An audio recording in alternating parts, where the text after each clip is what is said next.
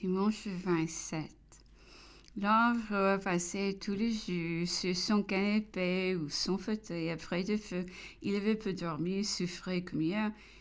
Il n'avait pas mangé. Ses douleurs de tête et ses dents étaient extrêmement vives. La fluxion avait nullement diminué.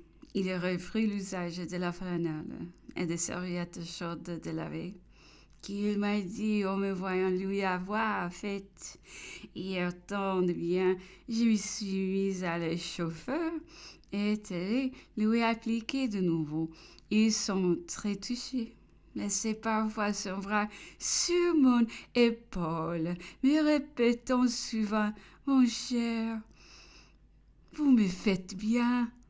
La douleur s'étant calmée. Il a sourié quelques instants, puis, rouvrant les yeux, ai-je dormi longtemps, m'a-t-il dit. Vous êtes-vous bien ennuyé? Et il m'appelait alors son frère hospitalier, le chevalier de Malte de Sainte-Hélène.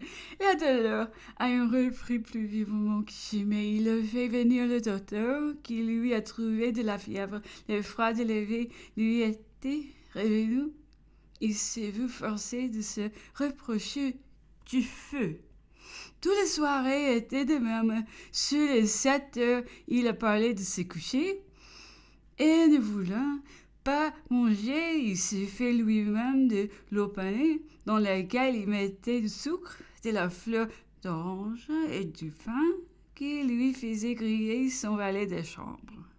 À travers bien de sujets perdus, voici quelques mots requis sur la mortalité. La moralité, disait l'autre, est sans contredit la disposition la plus funeste qui puisse se trouver dans le souverain. On sait qu'il la met aussitôt à la mode quand s'en fait honneur pour lui plaire, qu'elle fortifie tous les vices, entame toutes les vertus, infecte toute la société comme une véritable peste. C'est le flot d'une nation. La morale publique, au contraire, ajoutait-il, est le complément naturel de toutes les lois. Elle est à telle seule tout un code. Est-il prononcé que la révolution, dépit de toutes ces horreurs, n'en avait pas moins, était la vraie cause de la régénération de nos mœurs, comme les plus sales fumiers provoquant la plus noble végétation. Et il n'hésitait pas à dire que son administration serait une ère mémorable du vertu de la morale. Nous écourions, disait-il, les voiles pleines, et nous doute que les catastrophes qui ont suivi feront toutes rebrousser, car au milieu des temps de vicissitudes et des désordres, les moyens qu'on résiste aux tentations de toutes genres, aux pas de l'intrigue, à la cupidité, aux suggestions de la vénalité. Toutefois, on pourrait bien arrêter, comprimer le mouvement ascendant d'amélioration.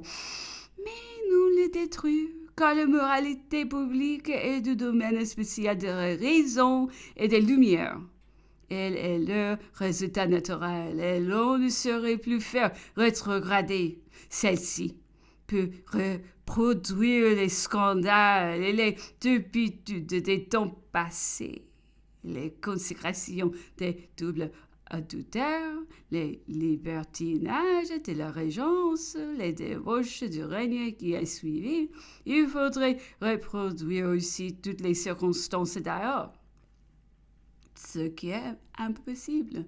Il faudrait ramener l'oisiveté absolue de la première classe qui ne pouvait avoir d'autre occupation que les rapports, les sociaux des sexes. Il faudrait détruire donc la classe moyenne, ce ferment industriel qui agite aujourd'hui toutes les imaginations, agrandit toutes les idées, élève toutes les âmes.